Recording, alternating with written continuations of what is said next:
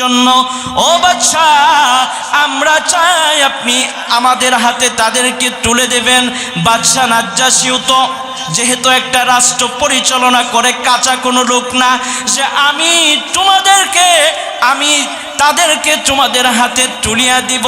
এই জন্য তো তাদেরও বিভিন্ন মতামতগুলো শোনা প্রয়োজন।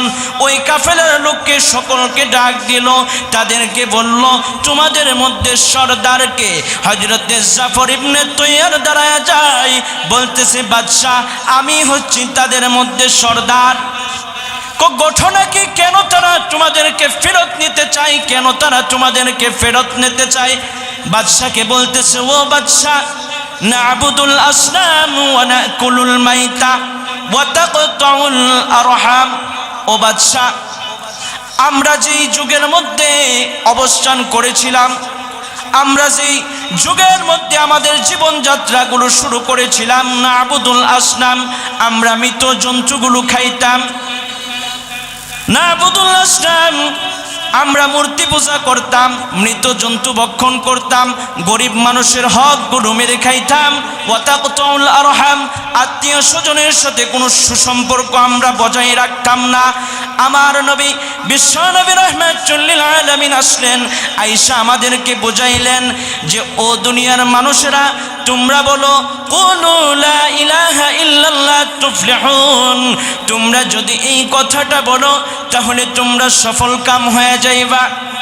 আমরা যখন রাসূলের এই কথাকে মানিয়ে নিলাম, মানিয়ে নেওয়ার কারণে আমরা বললাম আমরা মৃত জন্তুগুলো খাবো না, হারাম ভক্ষণ করব না, সুদ খাবো না, অপরের সম্পদগুলো মেরে আমরা খাবো না। রাসূলুল্লাহ যে আদর্শ আমাদেরকে শেখায়, ওই আদর্শের মধ্যে আমরা চলবো।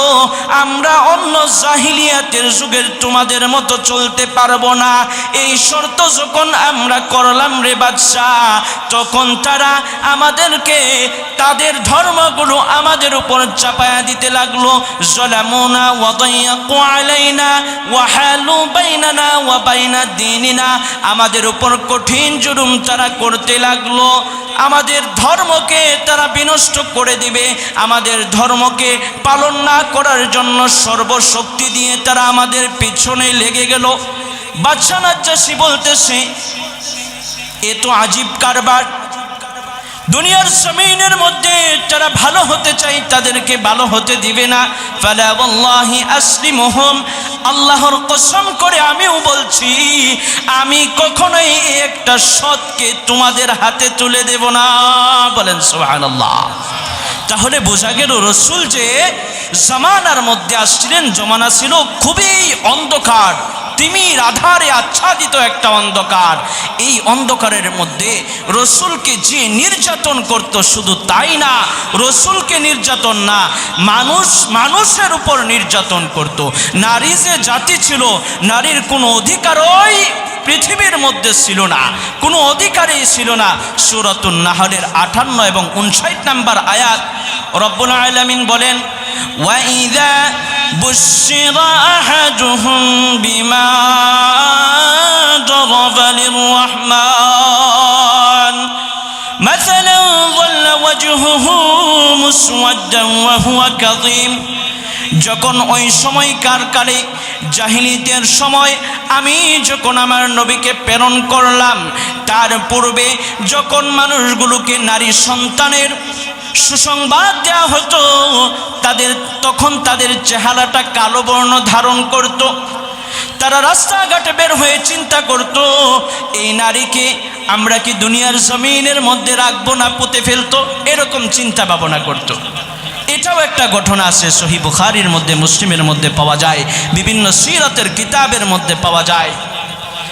রাসূলুল্লাহ সাল্লাল্লাহু আলাইহি ওয়াসাল্লামের একজন প্রখ্যাত সাহাবী ছিল হযরতে দিহিয়াতুল কলবি, যার সুরতে জিবরাইল আমিন রাসূলের কাছে আইতো।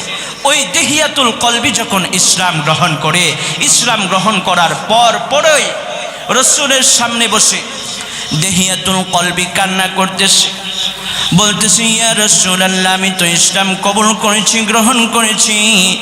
ওগো আল্লাহর নবী, আমার অপরাধ কি ক্ষমা করবে আল্লাহ তাআলা? বলতেছে দেহিয়া রে, তুমি তো ইসলাম গ্রহণ করেছো, তোমার অপরাধ তো অবশ্যই আল্লাহ ক্ষমা করে দিবে, তোমার অপরাধ তো অবশ্যই আল্লাহ ক্ষমা করে দিবে। এই ঘটনাটা বিভিন্ন তাফসীরের কিতাবের মধ্যে বিভিন্নভাবে পাওয়া যায়। সচরাচর যে সমস্ত কিতাব তাফসীরের কিতাবগুলো উলামা ইকরামগণ পড়েন, তাফসীরে মারিফুল কোরআন, রুহুল মাআনি মাজহারির মধ্যে, তাফসীরে কুরতুবীর মধ্যে ইমাম কুরতুবী রাহিমাহুল্লাহ বিভিন্নভাবে ঘটনাটা উল্লেখ করেছেন। আমি একটাভাবে আপনাদের সম্মুখে বর্ণনা করতেছি। তো দেহিয়াতুল কলবিকে যখন রাসূলুল্লাহ বললেন, দেহিয়াতুল কলবি, তুমি কি এমন অপরাধ করেছো যে অপরাধটা আল্লাহ সুবহানাহু ওয়া তাআলা ক্ষমা করবে না? বলতেছে, আল্লাহর নবী গো, যখন আমি কাফের ছিলাম, আইয়ামে জাহিলিয়াতের যুগের মধ্যে যখন ছিলাম, নবী গো, ওই যুগের মধ্যে আমি ব্যবসা করার জন্য বিভিন্ন রাষ্ট্রের মধ্যে সফর করতাম। আমি যখন বিভিন্ন রাষ্ট্রের মধ্যে নবী গো সফর আমি করতাম, তখন একটা সময় আসে আমার দীর্ঘদিনের সফর করার জন্য আমাকে বের হয়ে যেতে হবে। এই জন্য আমি আমার স্ত্রীকে কিছু নসিহত করলাম যে প্রাণের স্ত্রী আমার, আমি দীর্ঘদিন সফরের জন্য একটা জায়গায় চলে যাব, হয়তো আমার ফিরতে 5 বছরও লাগতে পারে, 7 বছরও লাগতে পারে। ও আমার প্রাণের স্ত্রী, তোমার পেটের মধ্যে যদি ছেলে সন্তান জন্মগ্রহণ করে, এই ছেলে সন্তান যদি তোমার পেটের মধ্যে জন্মগ্রহণ করে, তাহলে তুমি তাকে সুন্দরভাবে লালিত পালিত করবা। আর যদি তোমার পেটের মধ্যে, তোমার গর্ভের মধ্যে মেয়ে কোনো সন্তান জন্মগ্রহণ করে, তাহলে তুমি তাকে হত্যা করে ফেলবা, জীবন্ত কবর তুমি তাকে দিয়ে দিবা। আমি সাথে করে বাড়িতে আইসা আমি আমার কোনো কন্যা সন্তানকে দেখতে না পাই। নবী আমার এমন নসিহত করি আমার স্ত্রীকে আমি চলিয়া গেলাম ব্যবসার কাজে। 5-7 বছর যখন ব্যবসায়ের কাজ সমাধান করার পরে আমি আমার বাড়ির মধ্যে ফিরলাম, বিবির সামনে ফুটফুটে একটা কন্যা সন্তান আমি দেখতে পাইলাম। নবী গো, ওই কন্যা সন্তানের চেহারা এবং রূপ লাবণ্য এত সুন্দর দেখতে, এত চমৎকার দেখতে, শুধু মন চাই তার চেহারাটা কেমন যেন আমার চেহারার সাথে একটু মিল আসে। নবী গো, এত সুন্দর ফুটফুটে একটা কন্যা সন্তান। আমি আমার স্ত্রীকে জিজ্ঞাসা করলাম, ও আমার প্রাণের স্ত্রী, এই কন্যা সন্তানটাকে? আমার স্ত্রী ভয়ে হাবু কাবু হয়ে বলতেছে, প্রাণের স্বামী আমার, আপনি যখন সফরে গিয়েছিলেন আমার পেট থেকে কন্যা সন্তান জন্মগ্রহণ করেছে। আপনি যেহেতু দূরে ছিলেন, আপনার মতো ফুটফুটে চেহারাটা, হাতটাও দেখা যায় আপনার মতো, চেহারাটাও দেখা যায় আপনার মতো, অঙ্গ প্রত্যঙ্গগুলো দেখা যায় আপনার মতো। এই জন্য আমি তাকে হত্যা করি নাই। মেয়েটা আয়েশা দেহিয়াতুল কলবিকে বাবা বলে ডাকতেছে, আব্বু আব্বু বলে ডাকতেছে। দেহিয়াতুল কলবি রসুলকে বলতেছে, নবী আমার, এত সুন্দর করে আমার মেয়েটা ডাক দিত আব্বু আব্বু বলে, খুব চমৎকার লাগতো। কিন্তু আমি যখন বাহিরে বের হইতাম, যখন দোকানপাটের মধ্যে নবী আমার আমি চলাফেরা করতাম, লোকেরা বলতো, তুই হচ্ছস আমাদের বংশের মধ্যে একজন কুসন্তান, কারণ তুই নারী জাতির জন্ম দিছস। এটা হচ্ছে তোর একটা কপাল খারাপের একটা দোষ, তোর একটা দোষ। বলেন নাউজুবিল্লাহি মিন যালিক। নারীদেরকে এত অসম্মান করত, একটু পানির ব্যবস্থা করলে ভালো হয়।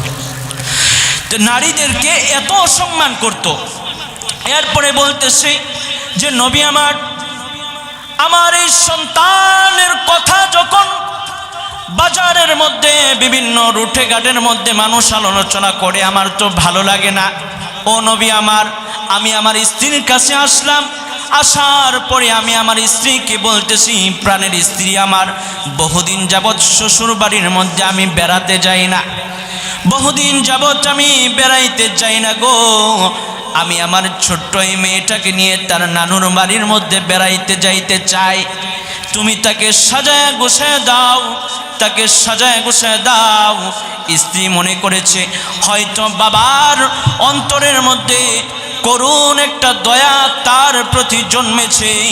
এই কারণে এই ছোট্ট মেয়েটাকে, ফুটফুটে সুন্দর রূপের লাবণ্য এই মেয়েটাকে নিয়ে সে তার শ্বশুর বাড়ির মধ্যে বেড়াতে যাবে।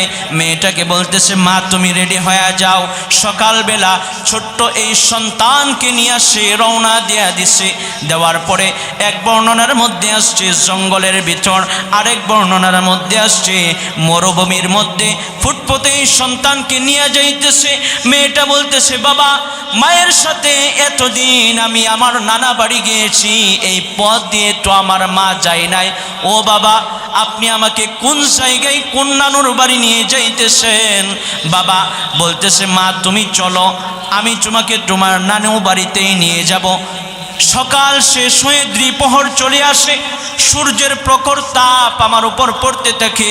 ও নবী গো, আমি একটা গর্ত খুঁড়তে থাকি।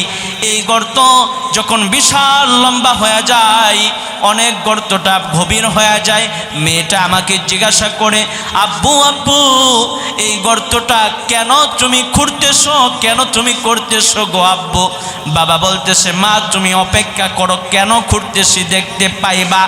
নবী আমার ওই মেয়েটার ডাকটা আমার কানের মধ্যে এখনো বাজে গো নবী আমার। মেয়েটা কত চমৎকার করে আমাকে ডাকে, আব্বু আব্বু বলে। আমি যখন গর্তটা খুঁড়ি, আমার চেহারার মধ্যে যে ঘামটা ছিল, আমার পিঠের পেছনে যে ঘামটা ছিল, মেয়েটা তার কাপড়টা দিয়ে ঘামটাকে শুকায়া দিতেছে, মুইসা দিতেছে, আমাকে আব্বু আব্বু বলে ডাকতেছে। যখন গর্ত খোঁড়া হয়ে গেল, নবী আমি আমার মেয়েকে বললাম, ওগো আল্লাহর নবী, ওই মেয়ে, আমার মেয়ে দিকে তুমি আসো, গর্তটার দিকে তুমি একটু তাকাও। আমার মেয়ে যখন গর্তটার দিকে তাকাইল গো নবী, এক বর্ণনার মধ্যে লিখেছে একটা পাথর নিক্ষেপ করেছে দেহিয়াতুল কলবি, আরেক বর্ণনার মধ্যে আসছে তাকে মাটি চাপা দিতেছে। মেয়েটা বলতেছে, বাবারে আমাকে তুমি মাথা চাপি দিও না, মাটি চাপা দিও না, আমাকে তুমি পাথর মাইরো না। আমি নারী হয়ে জীবিত হয়েছি, দুনিয়াতে আসছি, এটা তো আমার কোনো অপরাধ না, আল্লাহ সুবহানাহু ওয়া তাআলা পাঠাইছে। যদি এমনটা হয় যে তুমি আমাকে বাঁচায় দাও, কোনোদিন আমি তোমাকে আব্বু বলে ডাকবো না, কোনোদিন আমি বাপের পরিচয় আমি দিব না। বাবা গো, তুমি আমাকে জানে মাইরো না। আমার দুইটা চোখ যে প্রান্তরে যায়, আমার দুইটা চোখ যেই দিকে যায়, আমি ওই দিকেই যাব। আব্বু আব্বু তুমি আমাকে মাইরো না। ও নবী, আমার এই প্রচণ্ড হৃদয় আমাকে মেয়েকে বাঁচানোর কোনো তাগিদ ছিল না গো নবী। আমি আমার মেয়েকে পাথরটা যখন নিক্ষেপ করলাম, তার মগজটা যেন দ্বিখণ্ডিত হয়ে রক্ত ফিনকি দিয়ে ছুটছে নবী। নবী গো, এমন রক্ত তার থেকে বের হইতেছে নবী, মেয়েটা মনে হয় আমাকে এখনো ডাকে আব্বু বলে, মেয়েটা মনে হয় আমাকে কোনো ডাকতেছে, আমার কানের মধ্যে আওয়াজ আসতেছে আব্বু আব্বু ডাকতেছে, এখনো আমার কানের মধ্যে আওয়াজ আসে নবী গো, এখনো আওয়াজ আসতেছে। আমি যখন খাইতে যাই আওয়াজ আসে, আমি যখন শুইতে যাই আওয়াজ আসে, আমাকে আব্বু বলে ডাকতেছে নবী, আওয়াজ আসে। আমি যখন বিশ্রাম করি, ইবাদত করি, তখনও আমার কানের মধ্যে আমার মেয়ের আওয়াজ আসতেছে। এই কথা যখন আমার নবীকে শুনাইছে, নবীর চেহারার মুবারক লাল হয়ে গেছে, নবীর চেহারার চোখ দিয়া পানি পড়তেছে। আল্লাহর নবী বলতেছে, দেহিয়াতুল কলবি, তুমি কেমন পাষণ্ড হৃদয়ের অধিকারী, তবে তুমি ইসলাম গ্রহণ করেছ। এই ইসলাম গ্রহণ করার কারণে রব্বুল আলামিন তোমাকে ক্ষমা করে দিয়েছে। তোমার কোনো অপরাধ তোমার আমলনামার মধ্যে থাকবে না। প্রিয় মুসলমান ভাইরা আমার, মুরব্বী বাবাজিরা আমার, যুবক বন্ধুরা আমার, ঘটনাটা বলার উদ্দেশ্য হচ্ছে যে সহি একটা ঘটনা। উলামায়ে কেরাম এখানে উপস্থিত আছেন।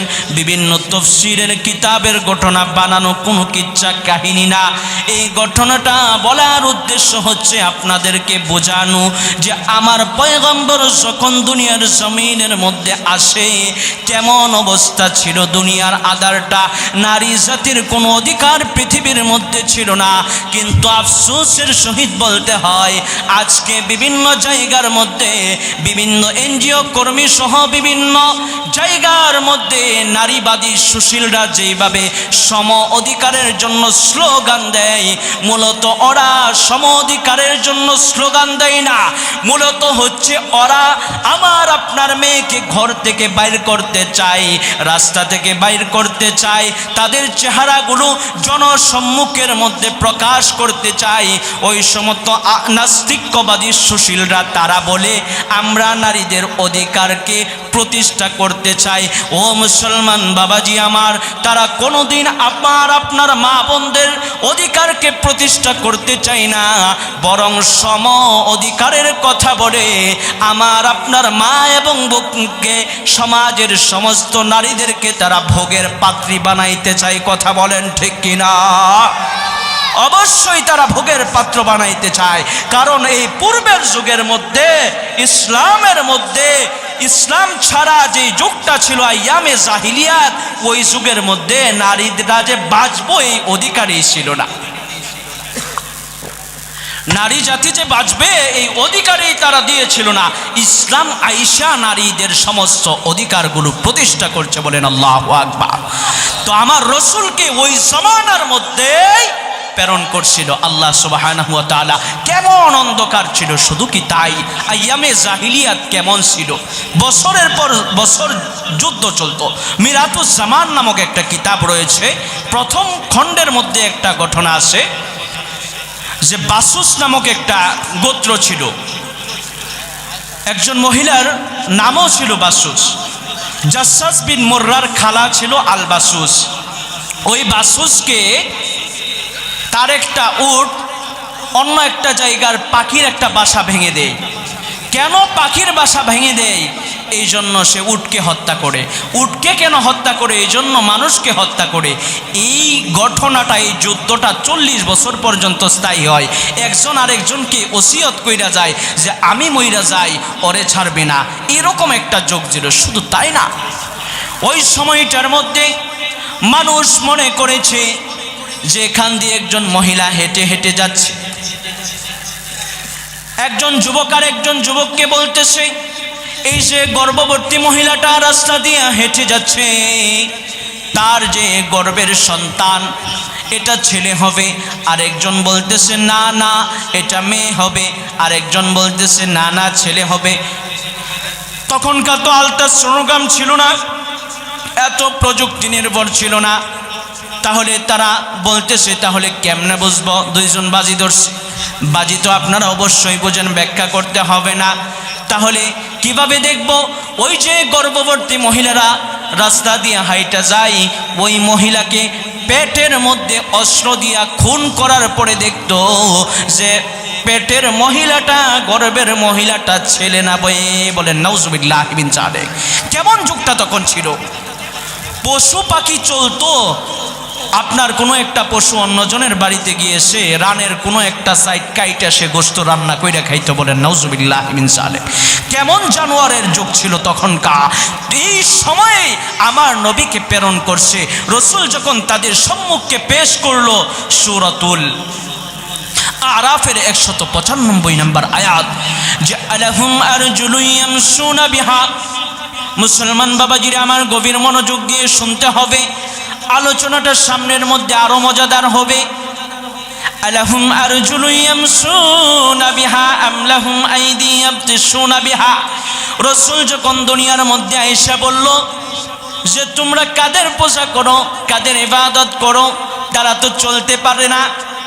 আম লাহুম আইদি ইয়াবতিশুনা বিহা, তারা তাদের হাত দ্বারা কিছু করতে পারে না, তারা তাদের চোখ দ্বারা দেখতে পারে না, তাদের কান দ্বারা তারা তো শুনতে পারে না, কাদেরকে তোমরা ডাকো? ওরা তো হচ্ছে সাধারণ একটা মূর্তি, কাদেরকে তোমরা ডাকো? এমন কথা যখন রসুল বলতেছে, ইসলামের দাওয়াতগুলো যখন পৌঁছায় দিছে, রসুলের উপর কি এক কঠিন নির্যাতন নেমে আসছে, সাহাবা একরামের উপর কঠিন নির্যাতন নেমে আসছে শুধুমাত্র এই তাওহীদের দাওয়াত দেওয়ার কারণে। তখন আল্লাহ ভাবছে যে আমার নবীকেও তো একজন বান্দা বানায় আমি দুনিয়াতে প্রেরণ করেছি, তাহলে রসুলের অন্তরটা হয়তো একটু বিগলিত হতে পারে। এই জন্যই আমি আমার রসুলকে এমন একটা মুআজিজা দিব, যেই মুআজিজার মাধ্যমে সমস্ত নবীগণের শ্রেষ্ঠ মুআজিজা আমার মুহাম্মদের মুআজিজা হয়ে যাবে। সুবহানাল্লাহ। এই জন্যই এই মেয়ারাজকে, রসুল্লাহকে মেয়ারাজ ভ্রমণ করায়া আল্লাহ সুবহানাহু ওয়া তাআলা তার সত্তাকে যেমনিভাবে অতুলনীয় করেছেন, তার মুআজিজাকে এরকম শ্রেষ্ঠত্ব করেছেন। বলেন সুবহানাল্লাহি ওয়া বিহামদিহি। তো তাহলে রসুলের এই শ্রেষ্ঠত্ব মুআজিজার প্রেক্ষাপটটা আমরা বুঝতে পারলাম কেন হয়েছিল, কোন কারণে হয়েছিল।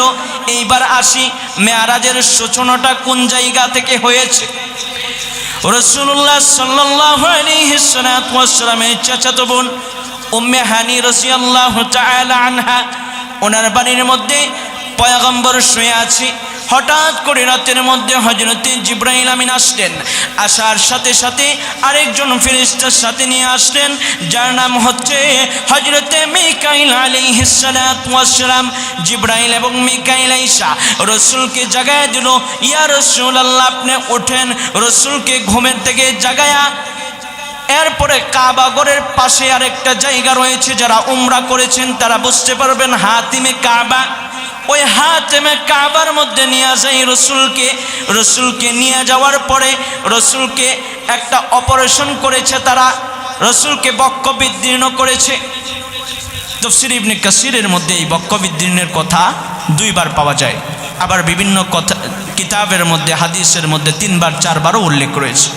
যে রসুলের বক্ষ বিদীর্ণ আমরা 3 বারেই ধরে নিন, 3 বার হয়েছে রসুলের এই অপারেশন। হাতিমে কাবার মধ্যে যখন রসুলকে নিয়ে যাওয়ার পরে রসুলেরকে বক্ষ বিদীর্ণ করছে, তখন রসুলের যে কলবে আথার পবিত্র আত্মা, এই আত্মাকে কাবার পাশে ফেরেশতারা একটা স্বর্ণের পেয়ালার মধ্যে নিয়া বিভিন্ন হিকমত এবং জমজমের পানি দিয়া আবার রসুলের ভিতর ঢুকাইয়া দিছে।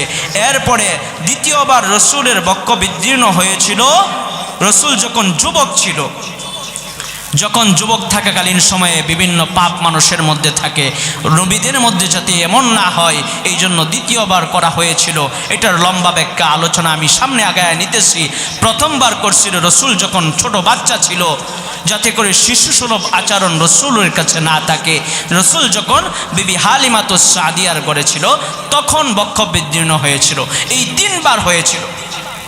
তো সর্বশেষ যেটা আমরা ধরতেছি ইবনে কাসিরের আলোচনা অনুযায়ী, যে রসুলের শেষবার যখন মেয়ারাজ ভ্রমণ করে রসুল, তো ফেরেশতারা রসুলের এই কলবে আথারকে ধুয়ে মুছে আবার ভিতরের মধ্যে যখন প্রবেশ করাইয়া দিল, প্রবেশ করানোর পরে জান্নাতি একটা দুম্বা রসুলের সামনে আইসা জিবরাইল আমিন হাজির করছে। বলতেছি, ইয়া রাসূলুল্লাহ, ইয়া হাবিবাল্লাহ, এই বুরাকের উপর আপনি উঠে বসুন।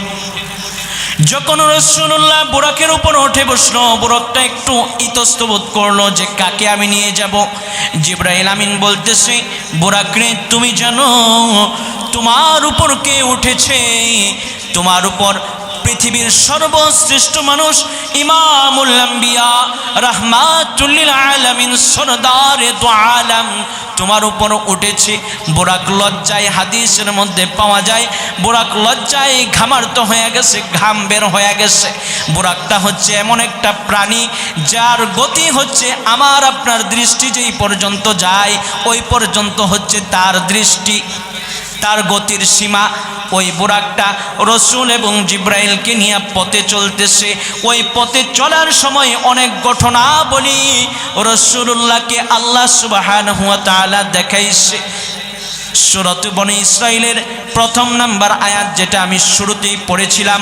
অনেক আয়াত বলতে এখানে বোঝানো হয়েছে যে ফি আয়াতিনা, অনেক নিদর্শনাবলী আল্লাহ তাআলার কুদরত হিকমতগুলো আল্লাহ দেখাইছে। প্রথম হচ্ছে সুবহানাল্লাযী আসরা বিআবদিহি লাইলাম মিনাল মাসজিদিল হারামি ইলাল মাসজিদিল আকসা, মসজিদে হারাম থেকে মসজিদে আকসা পর্যন্ত। তো ওই যে বুরাকের উপর রসুল ওইটা বসছে, বুরাক চলতেছে, রসুল যখন কিছুক্ষণ সামনে অগ্রসর হয়েছে, রসুলুল্লাহকে একজন বৃদ্ধ বলতেছে মুহাম্মদ তুমি থেমে যাও। জিবরাইল আমিন বলতেছে ইয়া রাসূলুল্লাহ থামা যাবে না, সামনে চলুন, সামনে চলুন। রাসূলুল্লাহ সামনে অগ্রসর হয়েছে, আরেকজন বৃদ্ধা বলতেছে ইয়া রাসূলুল্লাহ আপনি থেমে পড়ুন। জিবরাইল আমিন বলতেছে না না থামা যাবে না রাসূল, আপনি সামনে চলুন। আল্লাহর পয়গম্বর আরেকটু সামনে অগ্রসর হয়েছে, তখন আরো কয়েকজন লোক রাসূলকে সালাম দিয়েছে, আসসালামু আলাইকা ইয়া আউয়ালুস সালামু আলাইকা ইয়া আখিরুস সালামু আলাইকা ইয়া হাশিরু। জিবরাইল আমিন বলতেছে ইয়া রাসূলুল্লাহ তাদের সালামের জবাবগুলো আপনি নিয়ে নেন। রাসূলুল্লাহ তাদের সালামের জবাবগুলো নিয়ে নিল। এরপরে রাসূলুল্লাহ জিবরাইলকে প্রশ্ন করতেছে ভাই জিবরাইল প্রথম যে একজন বৃদ্ধা ডাক দিয়েছে সে কে? রাসূল বলতেছে ওগো রাসূল প্রথম যে বৃদ্ধা আপনাকে ডাক দিয়েছে গো রাসূল সেই বৃদ্ধা হইতেছে শয়তান, যে আপনাকে এই সফরের মধ্যে ধোঁকা দিতে চাইছিল। রাসূল আবার বলতেছে ভাই জিবরাইল দ্বিতীয়তে যে একজন বৃদ্ধা ডাক দিল সে কে? রাসূলুল্লাহ বলতেছে জিবরাইল বলতেছে ইয়া রাসূলুল্লাহ সে হইতেছে দুনিয়া, যেই দুনিয়া তার শেষ সময়ের মধ্যে উপনীত হয়েছে, তার শেষ সময়ের মধ্যে উপনীত হয়েছে, সে আপনাকে ধোঁকা দিতে চাইছিল। মুসলমান বাবাজিরা আমার, যুবক ভাইয়েরা আমার, আমরা যেই জামানাটার মধ্যে বসবাস করতেছি এই জামানাটার নাম হচ্ছে শেষ জামানা। সকলে বলেন কোন জামানা? শেষ জামানা। একটু আওয়াজ দিয়ে বলেন কোন জামানা? আপনারা কি ঘুমায় গেছেন? একটা তাকবীর হয়ে যাক, জোরে সোরে ঘুমকে বিদায় দিয়া বলি আল্লাহু আকবার। বলেন নারে তাকবীর, নারে তাকবীর। জাগ্রত আছেন আপনারা? একটু দুইটা হাত তুইলা দেখাই তো আমরা সকলে জোরে সোরে বলি নারে তাকবীর। তো মুরব্বী বাবাজিরা আমার, যেই কথার মধ্যে আমি ছিলাম যে রাসূলুল্লাহ সাল্লাল্লাহু আলাইহি ওয়াসাল্লাম বলতেছে তাহলে এই বৃদ্ধা দুনিয়া হয় কেমনে? দুনিয়ার বয়স যত বাড়তেছে দুনিয়া তত সুন্দর হইতেছে। আত্মার রাহিমাহুল্লাহ একটা ফার্সিতে একটা কবিতা উনি লিখেছেন, জালে দুনিয়া চো আমার আস্তে আস দর দরোজে শেওয়ে দিগারে আখস্তে আস। যে বুড়ি দুনিয়া 2 দিন পর পর নতুন স্বামী সে গ্রহণ করতেছে, তার বয়স যত হইতেছে, তার বয়স যত বাড়তেছে, তার সৌন্দর্য তত বাড়তেছে। আমরা দুনিয়ার পিছনে যত অগ্রসর হই বেশি, যত বেশি দুনিয়াকে ধরতে চাই তত বেশি আল্লাহর ইবাদত থেকে আমরা মাহরুম হই। কথা বলেন ঠিক কিনা? তত বেশি আমরা আল্লাহর রহমত থেকে, ইবাদত থেকে মাহরুম হই। এই জন্য জিবরাইল বলতেছে ইয়া রাসূলুল্লাহ এইটা ছিল দুনিয়া। তাহলে বাকি অন্য অন্য যারা ছিল তারা কারা? তারা বলতেছে ইয়া রাসূলুল্লাহ তারা হচ্ছে আল্লাহ তাআলার নবীগণ। বলেন সুবহানাল্লাহি ওয়া বিহামদি। এরপরে রাসূলুল্লাহ সাল্লাল্লাহু আলাইহি ওয়াসাল্লাম যখন আরেকটু সম্মুখে অগ্রসর হয়েছে, রাসূলুল্লাহ যখন আরেকটু সম্মুখে অগ্রসর হয় তখন একদল লোককে দেখতেছে আল্লাহর পয়গম্বর তামার নখের মাধ্যমে তারা তাদের চেহারাগুলোকে খামসাইতেছে, চেহারাগুলোকে খামসাইতেছে, শরীরগুলোকে খামসাইতেছে। রাসূল জিজ্ঞাসা করলো ভাই জিবরাইল তামার নখ দিয়া তারা কেন তাদের চেহারাগুলোকে খামসাইতেছে? জিবরাইল আমিন বলতেছে ইয়া রাসূলুল্লাহ তারা হচ্ছে আপনার উম্মতের মধ্যে ওই সমস্ত লোক যারা গীবত করত। গীবত কাকে বলে? গীবতের সংজ্ঞা কি অবশ্যই আপনারা বোঝেন। একজনে একটা দোষ করেছে, এই দোষটা অপর ভাইয়ের কাছে বলার নামই হচ্ছে গীবত।